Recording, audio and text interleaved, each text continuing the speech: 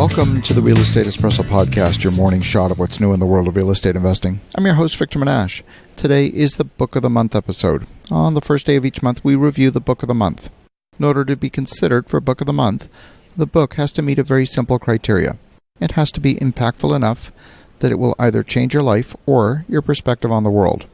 And whether it does or not is entirely up to you. You might read the book and comment on what a great book it was. But if you don't internalize the book and make it part of you, you're missing the point. Today's show is the book called Presuasion by Robert Cialdini. Now, it's not persuasion, it's a made-up word, Presuasion. The main idea behind the book is that we as humans are often easily swayed by momentary framing of attention. That framing seems to have a disproportionate importance in how we make decisions in the moment.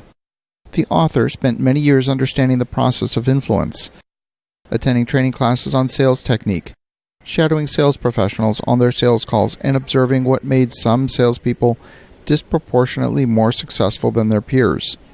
His research uncovered a massive blind spot that most of us humans possess.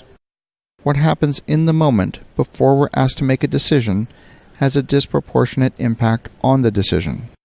A very simple example from the book, researchers looked at the problem of collecting consumer survey data. Most consumers are overwhelmingly reluctant to respond to surveys.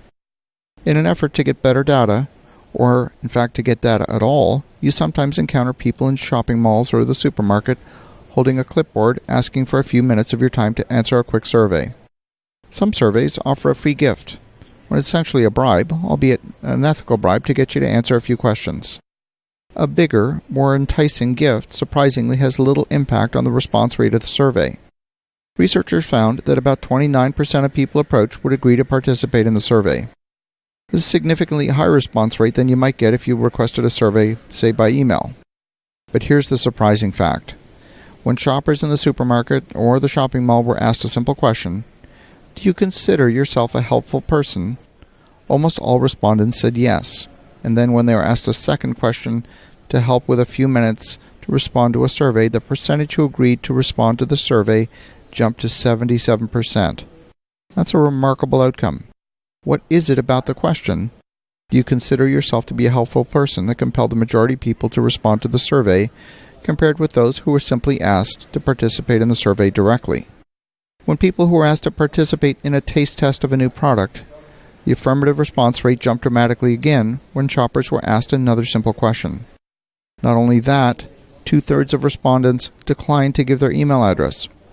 But when asked a simple question, "Are you an adventurous person?" 97% said they were adventurous. That's a clearly ridiculous response. 97% of the population are not adventurous. But after answering yes to "Are you adventurous?", not only did the number of people who participated in the product taste test jump, the number of people willing to give their email address jumped from 33% to 75.7%. I mean, think about it.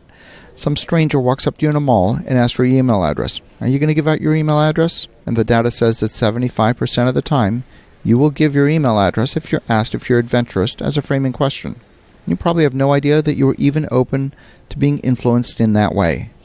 Now, for the ethical business, ethics versus effectiveness question has got to be asked. But for the unscrupulous business, you're open to being manipulated unless you have a high degree of awareness. One of the principal findings of the research is the idea that we as humans attach disproportionate importance to what has our attention. That's why a ringing cell phone can disrupt a much more important interaction.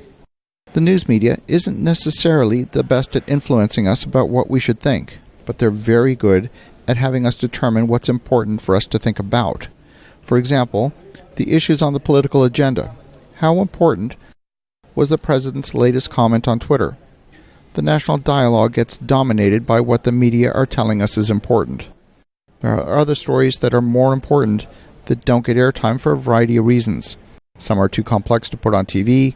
Others are perceived by the editors to counter the interests of their sponsors.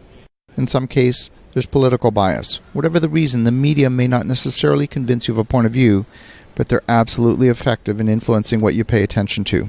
In the years following 9/11, the importance of terrorism in the minds of the American public fell.